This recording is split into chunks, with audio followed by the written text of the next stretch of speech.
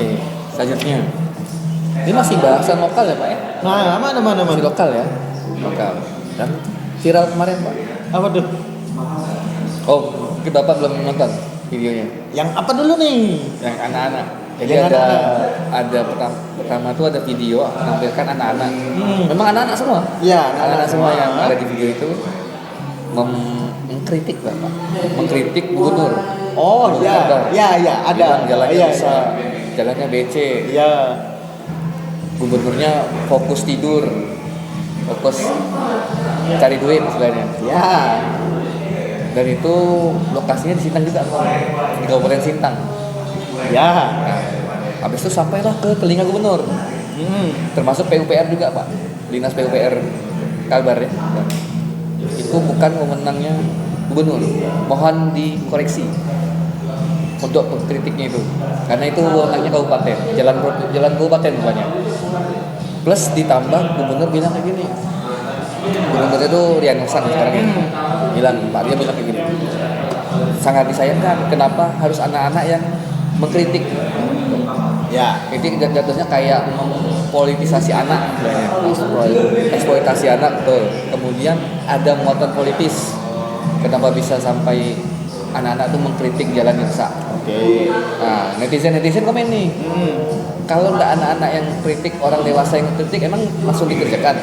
Oke. Ya. Kan anak-anak juga pengguna jalan. Kan untuk main, untuk yang sekolah, segala macam kan kegiatan sehari-hari.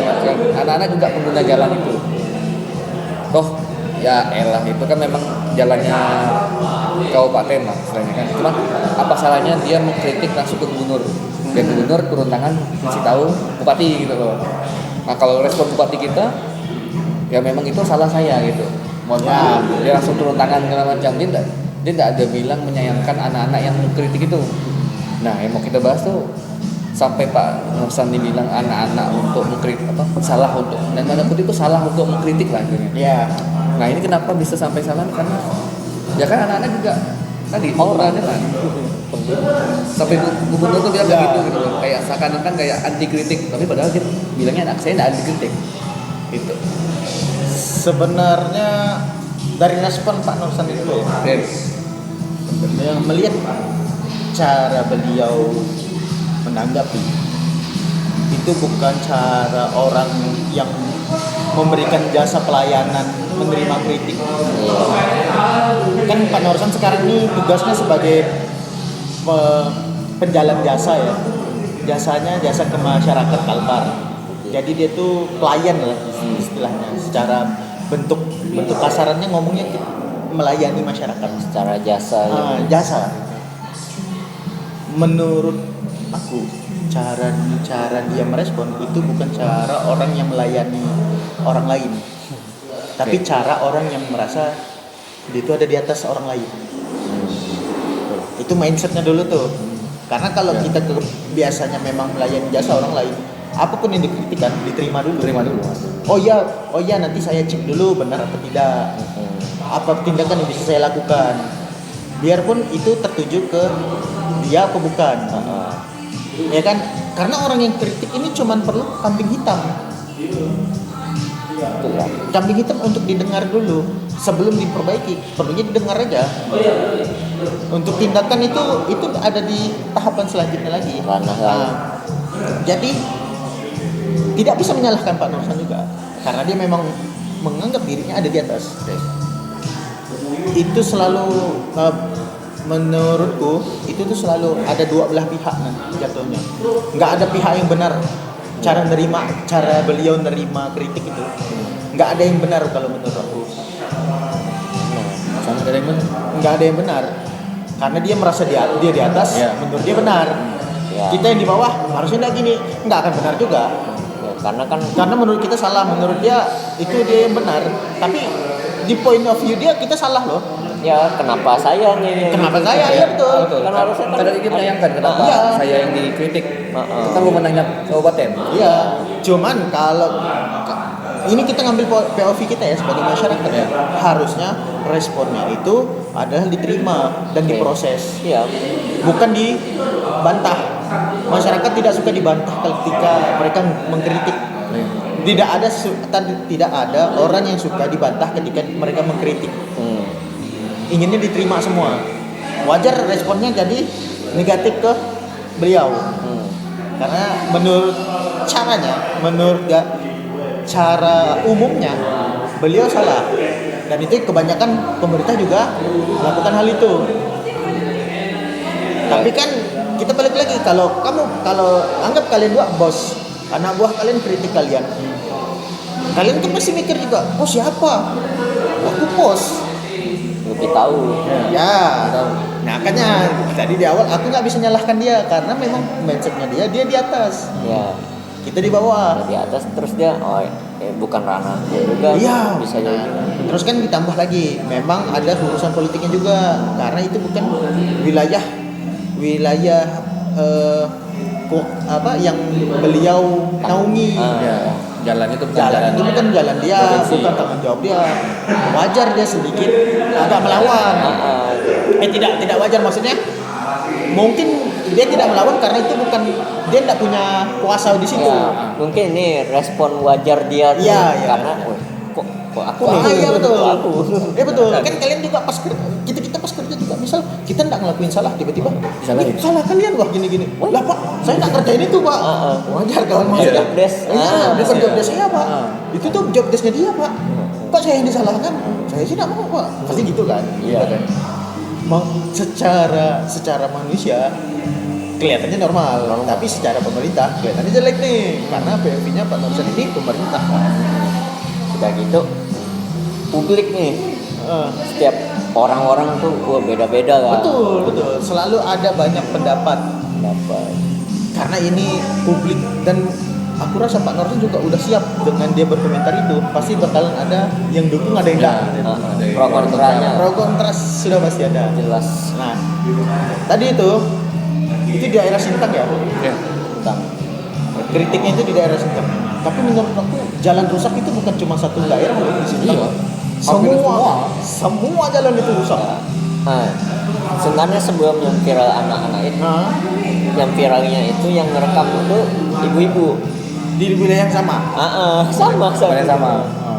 Tapi bahasanya tuh malah gini, coba sekali-sekali KDM main dah di sini, pasti langsung dibetulin karena ada video yang dimana KDM ke situ di daerah Jawa loh, Jawa Barat. jalannya langsung diperbaiki. Tapi gini dulu, Makanya- kalian ini kita ngambil contoh KDM ya. Iya, ini KDM juga kesusahan. Ya. Walaupun begitu beliau datang jalan bagus, tapi kebanyakan jalan nggak lama, Ya, nah itu. lama. nggak bertahan lama. Jadi yang mau aku omongin, kenapa si ibu itu ngevirarin terus bawa-bawa nama KDM gubernur Ya, ya. Ya karena itu ngelihat, dia datang, Ya frustasi ya. kok langsung dibetulin nih, sedangkan kita nih kok Lama. boleh. Harus harus viral dulu. Udah. Ya gini, orang frustasi apapun bisa jadi salah. Iya. Kalau kita ngelihat dari jalur panjangnya, ada namanya birokrasi. KDM itu memotong banyak jalur birokrasi yang which is membuat anak buahnya pusing. Itu masyarakat nggak peduli dong, karena itu bukan tugas dia kan. Tugasnya bagian yang PUPR, bagian pemerintah yang ngurusin proyek itu, orang-orang proyek itu yang peduli itu. Wah kalau misalnya Pak Nursan kayak KDM juga, terlalu banyak jalur di Sintang nih, tiba-tiba nggak ada tender, tiba-tiba ada tendernya. Tiba-tiba ada tender. Bayangkan nih, hari ini Pak Nursan datang ke sini, besok ada tendernya. Sedangkan kita orang yang ngerjakan jalan itu loh nggak sebanyak di Jawa loh. Ya.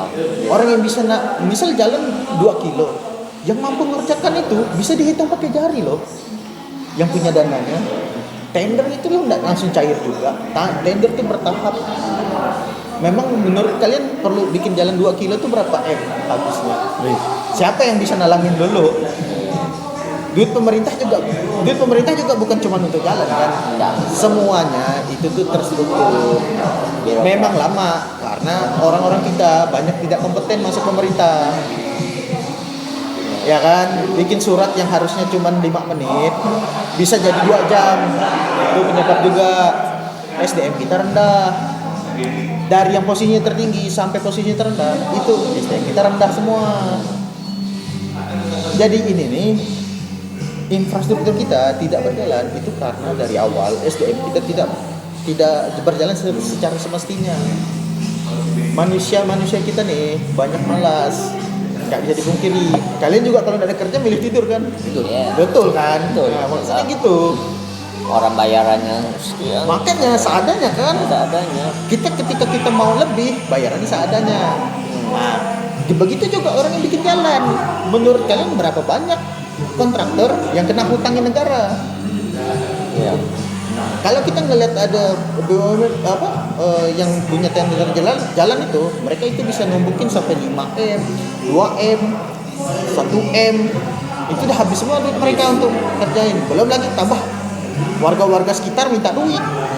Premanisme. Itu tuh nggak bisa kita pungkiri. Orang yang nggak paham nyalahkan sistem nyalahin SDM. Itu tuh situ setan, Bu. Bentar, lingkaran setan. Gitu bakalan terjadi gitu terus. Jalan di Sintang banyak rusak karena banyak vendor yang nggak mampu ngerjakannya. Ditambah lagi kebanyakan yang rusak. Misalnya baru 5 tahun lalu udah dibikin, tiba-tiba rusak lagi jalannya karena kadang dipakai truk-truk muatan yang nggak pantas lewat jalan raya. Harusnya lewat lain gitu. Iya. Ada jalur khusus. Iya, jalan lah gini. Anggaran jalan cuman untuk yang anggap cuman 1 ton. Jalan 1 ton. Tiba-tiba lewat mobil yang muatannya 3 ton, 4 ton. Menurut kalian berapa lama jalan itu bakalan mampu bertahan? Cepat. Iya, pemerintah keluhannya itu. Kok kan kemarin 5 tahun lalu baru kita bikin jalan sini, kok udah rusak lagi orang? Orang-orang ngapain aja? Ah, Iya kan? Masyarakat yang punya muatan bertonton nggak peduli, yang penting jalannya bagus, lewat aja. Iya. Mana mikir? Ya, kita nggak bisa bilang pemerintah salah, kita juga nggak bisa bilang masyarakat salah. Tuh, bukan, kita nggak bisa bilang dua-duanya benar, karena dua-duanya salah. Pemerintah sudah berusaha dengan tingkat SDM yang rendah ini, sudah berusaha semampunya. Masyarakat dengan tingkat SDM yang rendah ini cuman menuntut. Iya. Menurut kalian berapa? Kalian ya jalan di depan rumah kalian merawat nggak setelah jadi? Itu salah satu pemerintah yang melawan. Makanya, Iya. iya, itu tuh ada yang peduli. Ya. Padahal itu jalan kita. Tapi fasilitasnya ya dipakai aja. Ya, Ya kan udah disediain. iya. Tapi kalau Perawatannya. misal truk yang berlebihan, apakah kita mau protes kan enggak? Enggak. Menurut kita itu urusan pemerintah. Nah, padahal kan pemerintah menyediakan aja. Tapi kan gini, kalau misal jalurnya emang itu doang, Jalurnya emang itu doang. Berarti gimana? Kan ada alternatifnya. harusnya ada regulasi. Ada kan? Berarti kan Iya. dari mana? Masyarakat nuntut gitu. Kan nggak bisa. Iya. Gini juga. Gini, aku nggak mau menuntut sama orang yang nggak kompeten untuk dituntut. Nah itu kejadian yang sampai saat ini. Percuma kita nuntutnya. Ya kan kita kan tahu nih. Nah, Contoh ya di Bandung tuh. Itu kan orang jalan Provinsi. biasa aja. iya. Nah jalan Baning itu tuh memang tahan untuk tonan karena memang tahu jalurnya itu bakalan dilewatin mobil ton-tonan. Itu Iya. bagus. Wilayah provinsi. Provinsi memang bikin jalan kayak gitu, tapi Banding. beda kalau itu jalan kabupaten. Kabupaten. Yang waktu itu yang di Kelam tuh. Kelam. Dan Kelam Permabur. Oh, Itu banyak rusak. nah ya itu. Yang satu Kabupaten tuh ya kayak gitu. kecil biasanya. Cuman kecil juga ya termasuk. Nah, iya. Ruas jalannya tuh kecil. Iya. Dan itu udah bagus loh kata-kata orang-orang yang ya Cukup sih, cuman tuh lah secara luas tuh kecil loh. Kecil. terus gini juga kita nggak bisa bilang jalan itu tidak mencukupi. Ada alasan juga kan kenapa jalan itu belum bisa bagus. Yang pertama itu adalah sektor ekonomi. Nih, Ya kan transportasi berjalan karena ada ekonominya di kota tersebut. putaran. Perputarannya.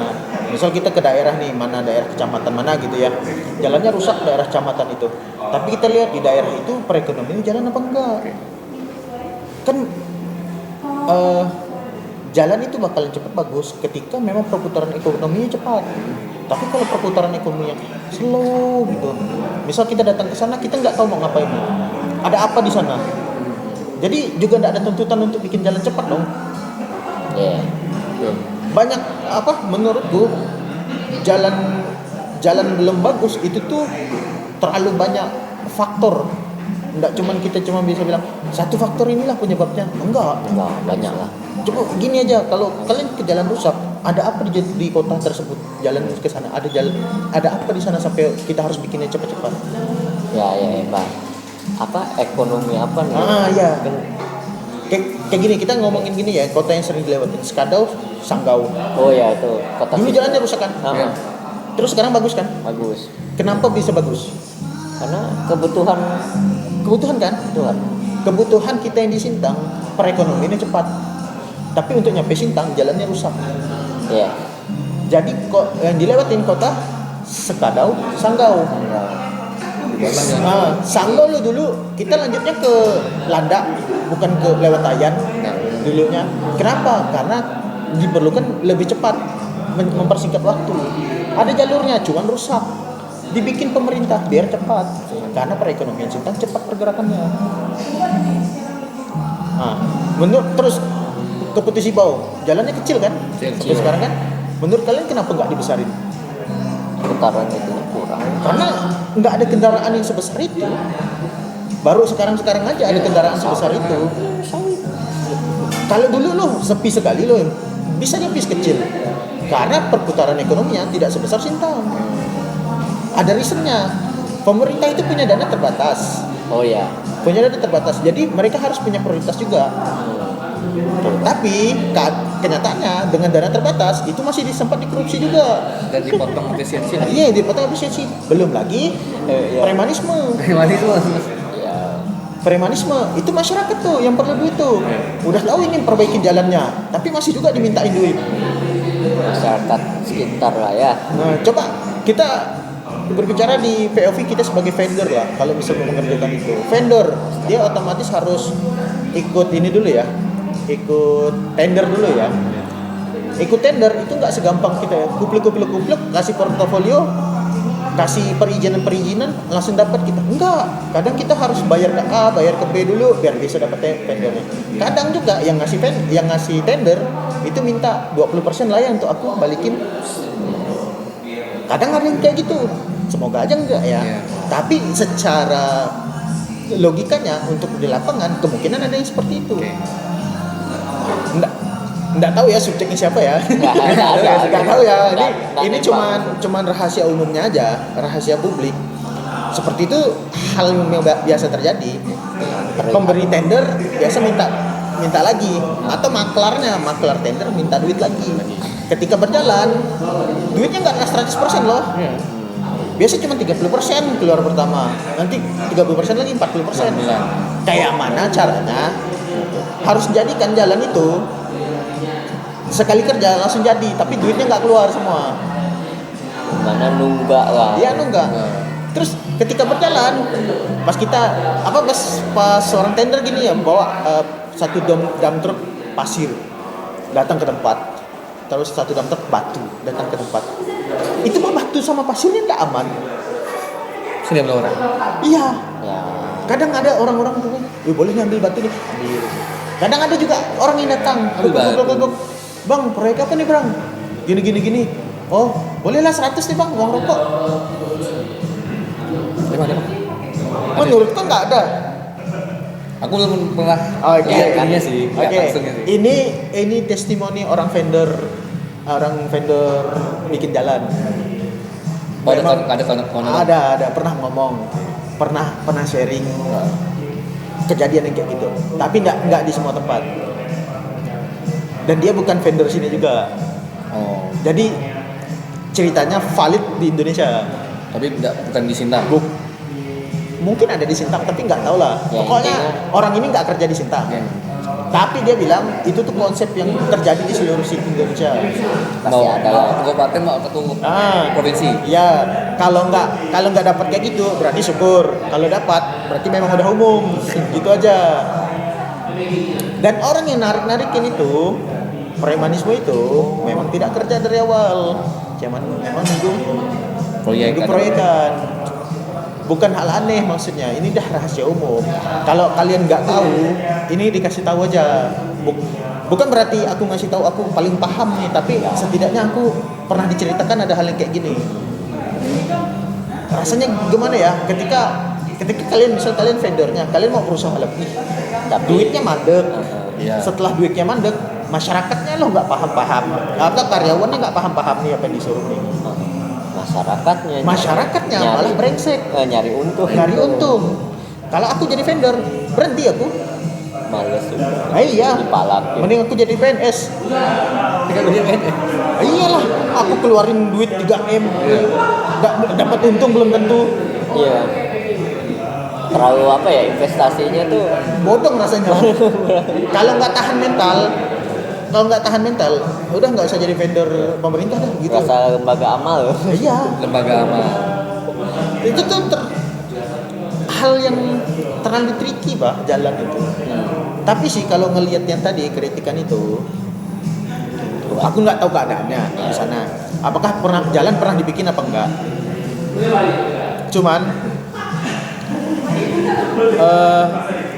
yang pengen aku kasih tahu mungkin bukan di daerah itu, yang aku tahu beberapa tempat itu kadang orang-orang itu tidak pernah peduli keadaan jalan. Pas kering mereka lewat-lewat ya. Pas hujan mereka baru protes. Padahal pas kering bisa diperbaiki.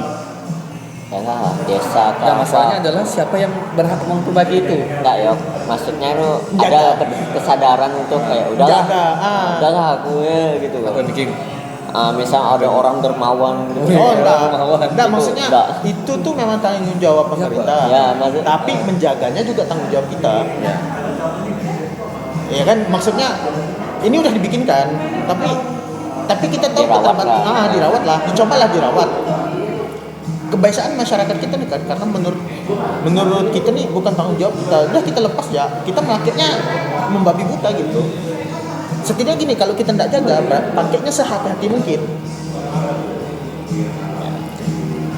Karena kejadian, soalnya depan gang aku tuh baru diaspal, belum berapa lama datang mobil, bawa mobil sembarangan. Kan sebagai pemerintah desa udah bantu nih dibikinkan jalan. Cuman kan mereka nggak tiap hari di situ, ya kan? Baru ada tabrakan, mereka baru ngurus kan, karena udah ada kejadian. Tapi sebelumnya kan, masyarakat yang di situ lah yang bisa jaga. Harusnya orang-orang yang bawa muatan blok itu langsung ditegur. Kebetulan aku juga tegur, Pak, nggak usah bawa banyak-banyak. Kalau mau bawa banyak-banyak, bawanya hati-hati. Karena yang lewat kan aku yang tiap hari. Bukan pemerintah desa tuh yang lewat tiap hari di situ. Ada kesadaran. Iya, menurut aku dari kitanya juga harus berusaha. Nggak bisa kita nuntut terus. Kebanyakan kita tuh nuntut. Cuman gini, kita nuntut sama orang yang nggak pantas dituntut. Ya, berlaku di video itu. Iya, berlaku di video itu.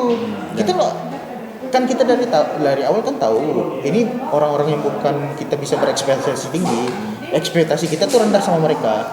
Jadi tiba-tiba langsung tinggi gitu. Se-ekspektasinya aja lah kita ngelihat. Misal kalau aku tinggal di daerah tuh, kita udah berapa tahun di daerah ini, tapi tidak betul-betul jalan. Kayaknya aku tidak mau nuntut lah sama dia. Aku tetap berusaha, tapi harusnya cari solusi lain. Sekarang kalau kondisinya itu jalan memang dari awal udah rusak, maksudnya nggak ada perbaikan sama sekali. Ya gitu aja. Gitu aja. Gitu tiap tahun, tiap ganti bupati gitu aja. Cuman ditambal tanah. Iya. Tambah tanah, oke, tambah tanah. Ya. Menurut aku balik lagi di daerah itu punya faktor ekonomi apa? Apakah lewat perusahaan? Ya, kalau perusahaan kan kita bisa minta tolong. Pak, Bapak kan lewat tempat ini, sponsor lah jalan nih. Gak jelas tuh kok perusahaan jelas mereka. Iya. Nah balik lagi, kan gini Pak, kalau kalian nggak tinggal di situ, kalian kan nggak peduli nih. Kalau kalian nggak tinggal di tempat itu, kalian kan nggak peduli nih keadaannya kayak mana. Sama berlaku untuk semua orang, termasuk pemerintah. Termasuk pemerintah pusat yang nggak peduli sama bensin tadi. Oh iya. Karena kan mereka nggak tinggal di sini. Kita ngambil sifat asli manusia aja lah. Kalau mereka tidak merasakan negatifnya, mereka tidak akan peduli. Nah, kita ngambil sifat asli manusia itu kita masukkan ke pemerintah. Sama. Kita anggap pemerintah itu manusia juga. Memang manusia betul. Manusia. Nah, pemerintah manusia juga. Jadi kan Bapak Gubernur, Bapak Bupati kan nggak lewat jalan itu. Nggak tahu. Kalau tahu juga, untungnya apa ya? Memang harus prioritas utama ya. Nah, prioritas sih sebenarnya. Emang harus jadi pilihan pertama ya. Kan enggak juga. Kan pasti mikir kayaknya jalur ke Putus Ibo lebih bagus lah kita perbaiki dulu karena ada ekonominya. Kalau dari video sih kayak rumah warga aja sih. Iya, balik lagi. Nggak ada. Kadang kan juga warga tuh bikin rumah, bikin kampung. Itu tiba-tiba enggak ada pernah ngomong-ngomong, tiba-tiba ada perumahan di situ, tiba-tiba ada ini. Infrastruktur gitu tuh berantakan karena pendataan penduduknya enggak bagus. Tiba-tiba Bang, kalian aja pasti bingung juga kalau kalian datang ke daerah mana tiba-tiba ada rumah baru. Kayak dulu kalian jalan ke daerah ini sepi lah contohnya. Belakang rumah sakit. Oh iya. Sepi kan? Sepi. Tiba-tiba kalian jalan sekarang kok ramai. Kok tiba-tiba ada rumah baru. Dari mana? Tahu mungkin itu tanah mereka, tapi kan tiba-tiba ada wilayah kan nggak bikin pemerintah tuh langsung kayaknya di situ harus bikin jalan lah. Enggak kan? Enggak kan? Rumah gini loh. Yang bikin rumah kalian, giliran jalan masa kami harus ngasih? Seenggaknya lapor dulu. Lapor dulu dong. Jangan viral. Aku juga kalau memposisikan diri sebagai pemerintah bingung ya. Kok rumah tiba-tiba muncul? Aku nggak pernah ngasih izin rumah di sini.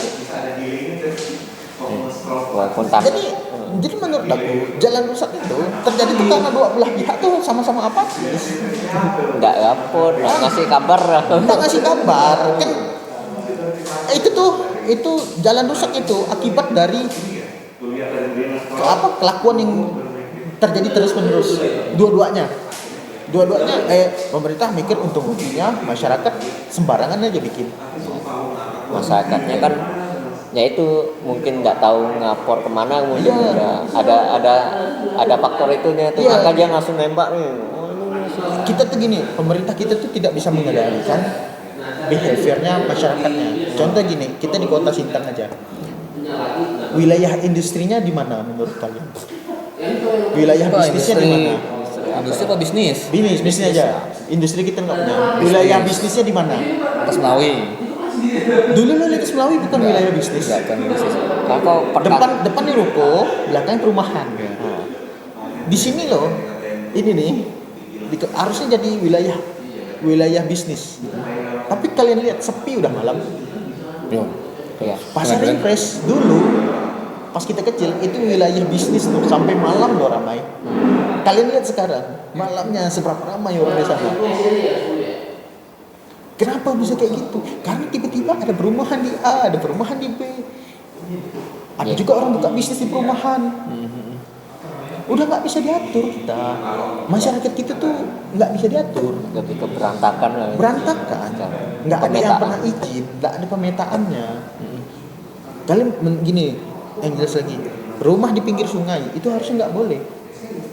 Kan ada sungai ini yang menghadap ke bagian pinggir sungainya ini, apa yang didirikan di pinggir sungainya itu, menurut aturan itu nggak boleh. Tapi kalau rumahnya ada jadi, kalian mau kayak mana? Mau kalian gusur? Nggak mungkin kan? Tapi itu tuh kejadian dengan tidak meratanya planning itu, maksudnya berantakan, tata kotanya berantakan. Menurut kalian jalan bakalan bagus? Pemerintah udah bikin plan gini, masyarakatnya nggak mau ngikutin plan. Ya, maksudnya masyarakatnya pun nggak tahu nih, aku nggak. Iya, dua-duanya sama coy. Dua-duanya tuh punya salah. Ya, makanya PR tapi Iya. kita itu jelek antara Lain itu juga kita masyarakat kita dadal. Ada.